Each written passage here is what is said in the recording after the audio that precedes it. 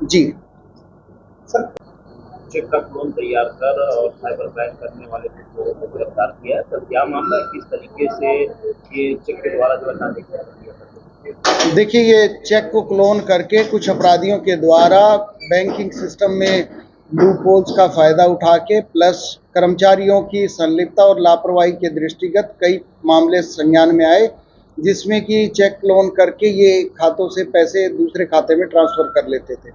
इसमें ये फर्जी आधार कार्ड, पैन कार्ड और फर्म रजिस्टर करा के अकाउंट जनरेट करवाते थे। उन अकाउंट में फर्जी क्लोन चेक के माध्यम से ये पैसे ट्रांसफर कर लेते थे।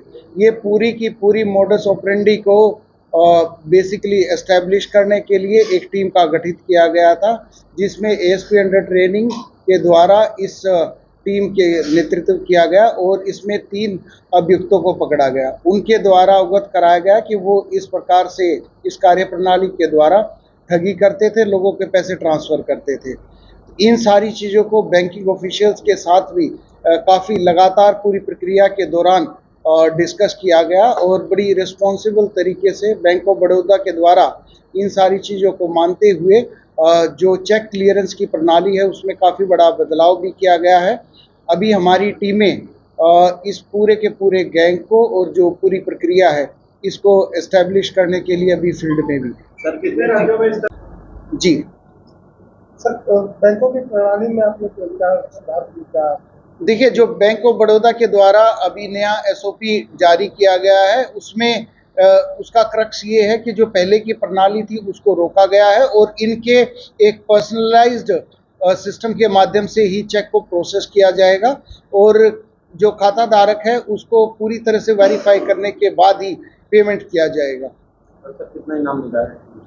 देखिए, पुलिस टीम को एडीजी प्रयागराज महोदय की तरफ से 25,000 रुपये का इनाम दिया गया है। पुलिस महानिदेशक महोदय के द्वारा इस कार्य की सराहना की गई है और पुलिस महानिदेशक उत्तर प्रदेश महोदय का प्रशस्ति पत्र भी पूरी टीम को दिया जाएगा।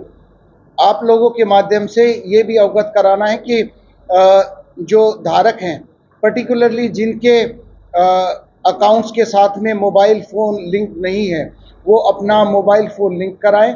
मोबाइल नंबर अगर जो चेंज हो गया तो उसको अपडेट करा लें और जो इनके केवाईसी हैं उन केवाईसी को भी अपडेट करा लें और फिजिकली एक बार बैंक में जाके इन सारी की सारी चीज़ों को अपडेट कराएं ताकि वो इस प्रकार की गतिविधियों का शिकार ना बन सके। ये सारी चीज़ें अंडर इन्वेस्टिगेशन है।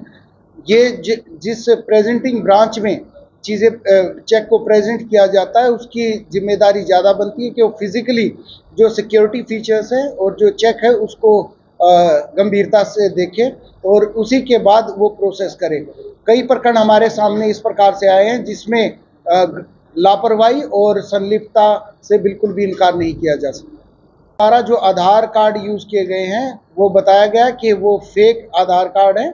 उनके द्वारा मोबाइल नंबर का और दूसरी विधि का प्रयोग करके फर्जी आधार कार्ड बनवाए गए और उस आधार कार्ड के आधार पर पैन और उसके बाद में बैंक अकाउंट लिया गया। बैंक अकाउंट ये सारी चीज़ें होने पे फॉर्म रजिस्टर की गई, जीएसटी नंबर प्रॉपरली लिया गया और इन्हीं खातों में वो ये सेविंग के खाते भी थे, करंट के भी थे, ओडीडी अकाउंट भी थे और इन्हीं में वो पैसे ट्रांसफ़र करते थे। इसमें अभी तक जो हमारे संज्ञान में आया है वो करीब 65 चेक इस रीजन में वाराणसी रीजन में लगाए गए थे, जिसमें कि 46 चेक प्रतापगढ़ रीजन में ही थे और इनका वैल्यू करीब 1.5 करोड़ रुपए के आसपास था।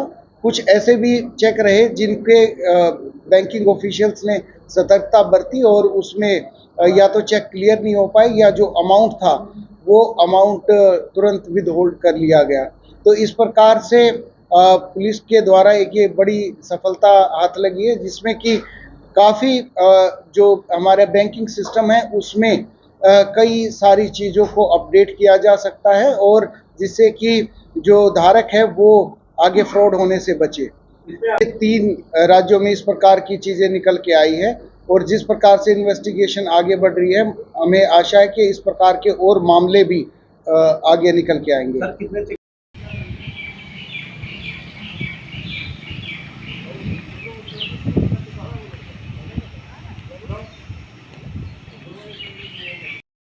बैंक के बेसिकली जो लोगो होते हैं वो इस बैंक को बड़ौदा की लोगों के नीचे लिखा हुआ होता है, उसका मार्क होता है, उसका बेसिकली लोगो होता है। तो ये तो जिस भी आदमी को प्रेजेंट किया जाए ये तुरंत उसको